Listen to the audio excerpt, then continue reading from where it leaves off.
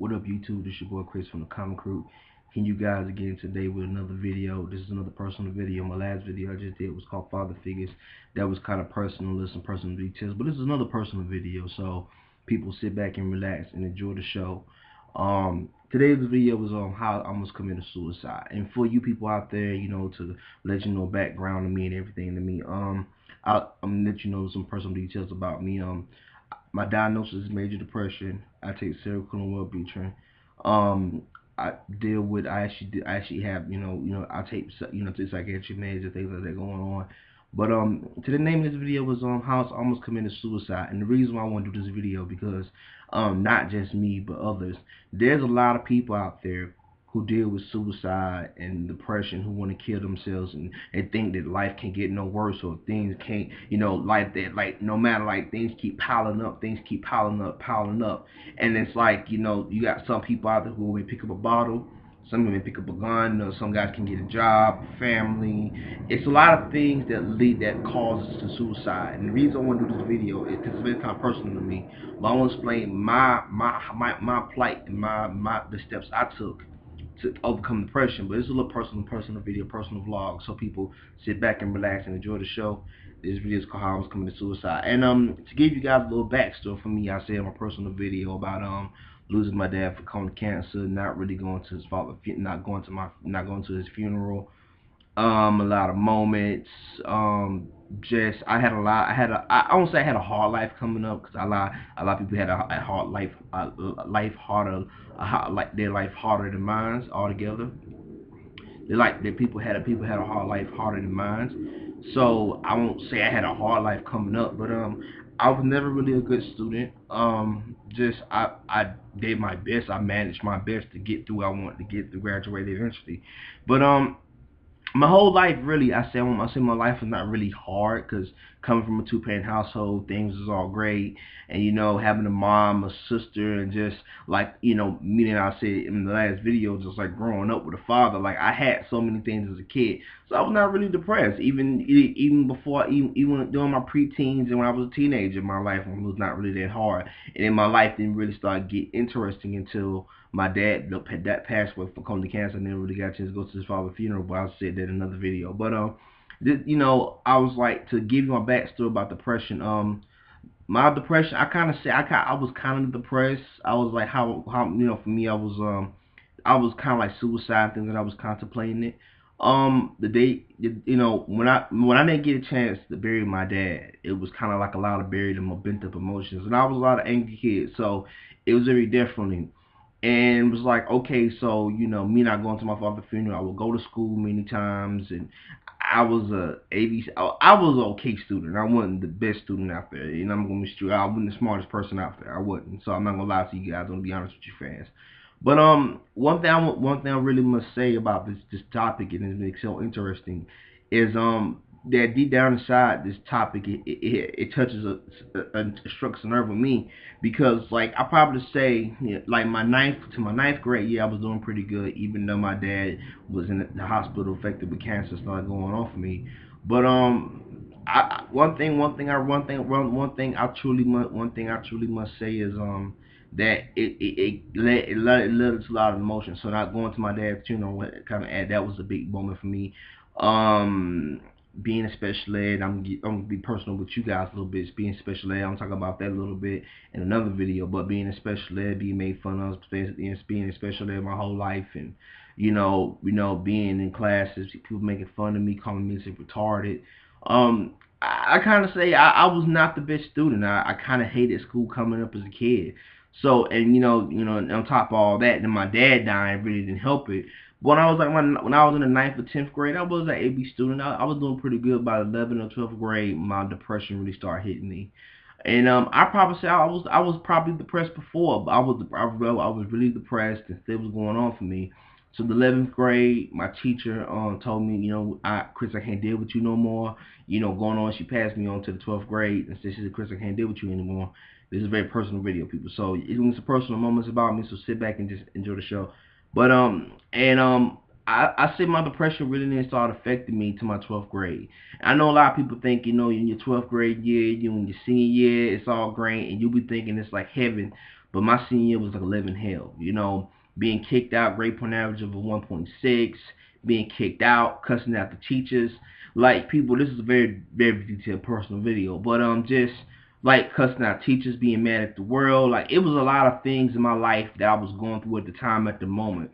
And plus my dad not being my dad's funeral, even though I had years and I had been to his, I had never got a chance to see my dad for, to go to his funeral. That added on to it. But I was angry, mad at the world. Teachers would kick me out. I would be frustrated, and instead of the teacher setting me to the side saying, "Chris, what's wrong? What's the problem? Why are you so angry? Why are you acting out?"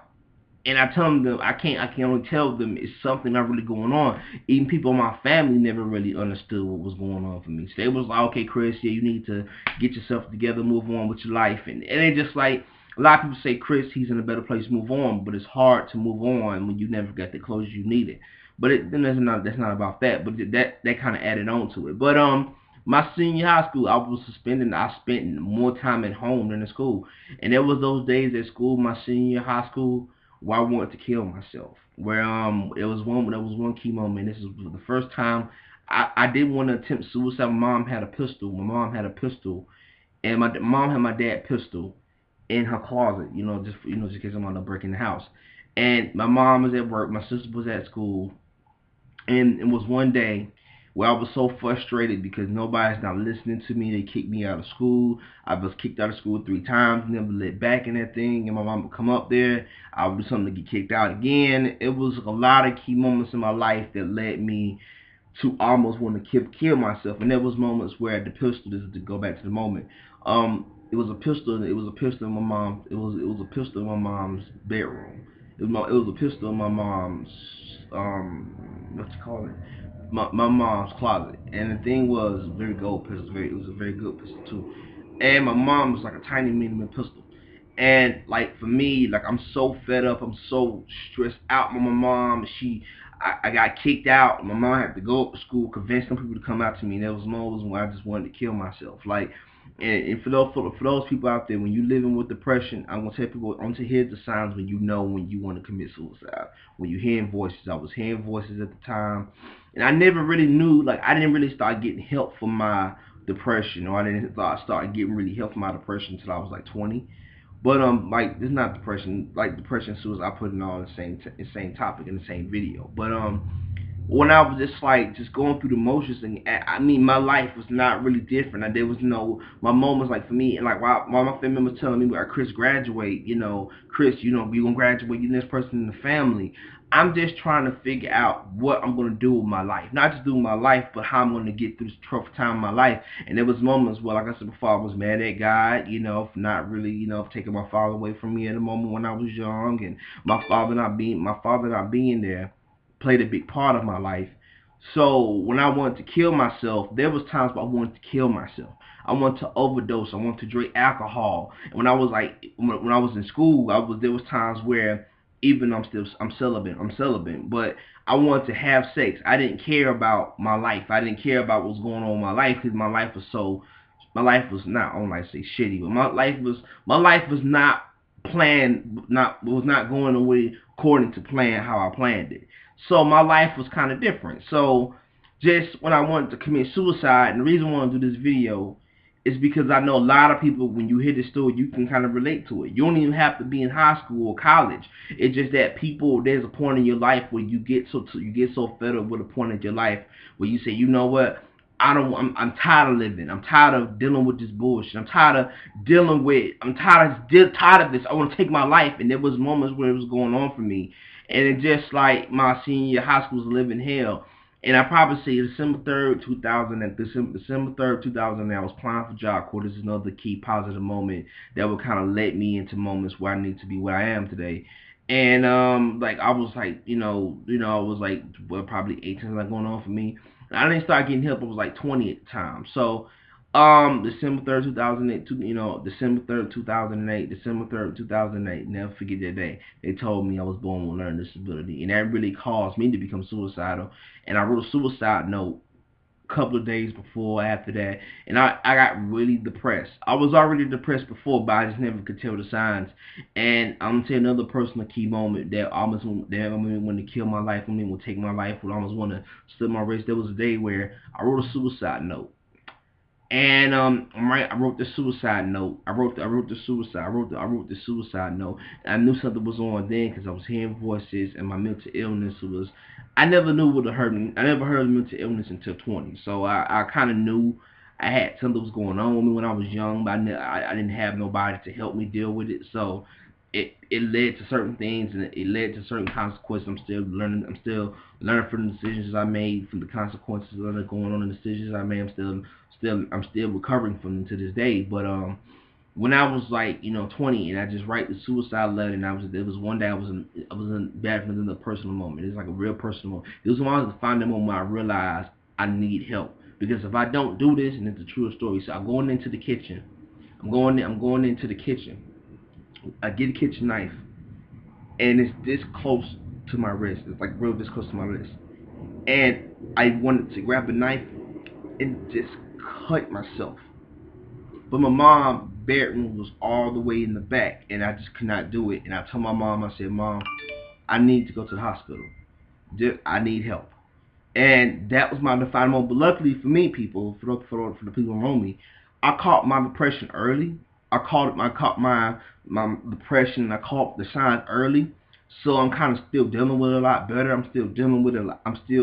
I'm keeping my depression is manageable. Okay, I mean you never get over depression really, but you deal with the side effects of what's going on for me. But I caught the signs, and from that day point, from that point on, I spent the week in the Grady Hospital, 13th floor Grady. And I just, of course, I was in the hospital with people that just was taking 10 meds and so going on for me. So I spent the week there, got out. I attended Focus for 6 weeks, ended up going to PSR and then Peer.